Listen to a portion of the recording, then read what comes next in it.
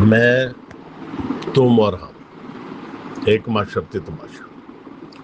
کہتے ہیں کہ گھر میں رکھا ہوا ایک گلدان صفائی کے دوران بیوی کے ہاتھ سے ٹوٹ کر گر گیا۔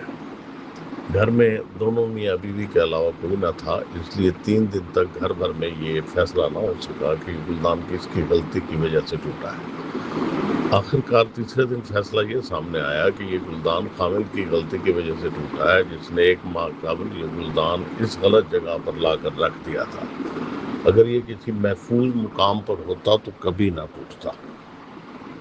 اور دوسرے وجہ یہ بھی سامنے آئی کہ گلدان خریدا ہی غلط گیا تھا، کیونکہ یہ بہت چکنی اور نازک مٹی سے بنا تھا، اس لیے ہاتھ سے گر کر نہیں بلکہ پھسل کر ٹوٹ گیا۔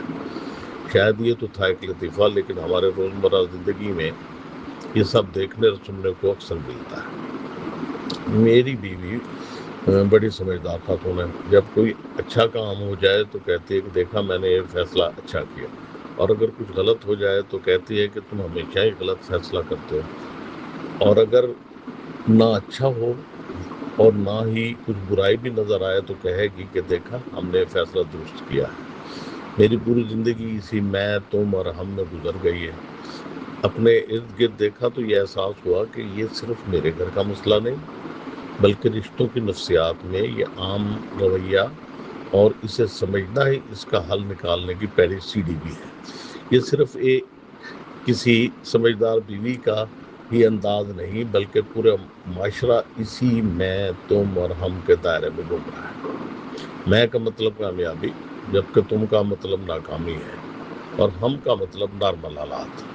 گویا نہ کامیابی اور نہ ناکامی ہوتا ہے۔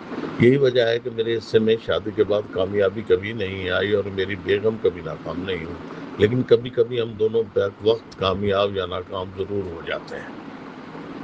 یہ انسانی فطرت ہے کہ انسان کامیابی کو اپنے نام کرنا چاہتا ہے۔ اس میں خود اعتمادی بھی ہوتی ہے اور ایک طرح کی لاشعوری خوشی اور فخر بھی کہ میں نے اچھا کام کیا۔ البتہ ناکامی کی صورت میں یہاں معاملہ تھوڑا نازک ہو جاتا ہے۔ غلطی کا بوجھ کوئی بھی آسانی سے برداشت اور قبول نہیں کرتا، اس لیے لاشعوری طور پر انسان ذمہ داری دوسروں پر ڈال دیتا ہے تاکہ خود کو قصوروار محسوس نہ کرنا پڑے۔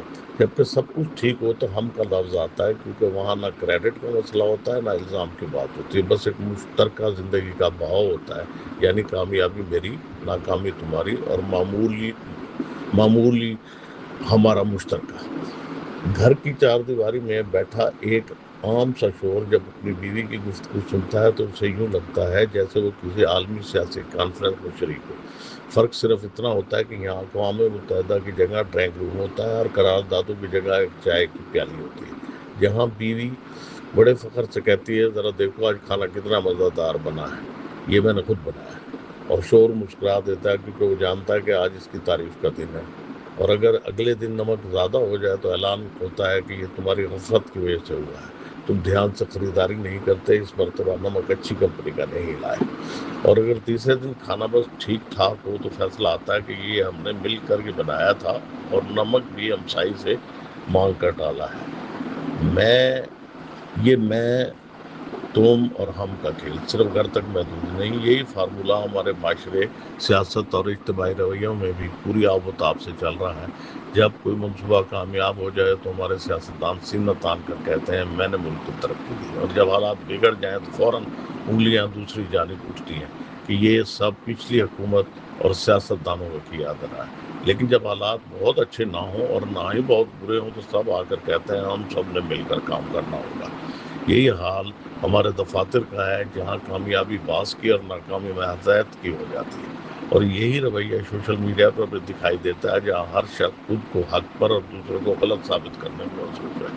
اصل میں یہ ایک نفسیاتی کھیل ہے۔ انسان اپنی انا کو بچانے کے لیے کامیابی کو سینے سے لگاتا ہے اور ناکامی کو دوسرے کے کھاتے میں ڈال دیتا ہے۔ یہ رویہ وقتی طور پر دل کو تسکین دیتا ہے، مگر آہستہ آہستہ رشتوں، اداروں اور پورے معاشرے کو کھوکھلا کر دیتا ہے۔ سوچنے کی بات یہ ہے کہ اگر ہر کوئی میں کو اوپر اور تم کو نیچے رکھے گا تو ہم کہاں زندہ رہے گا۔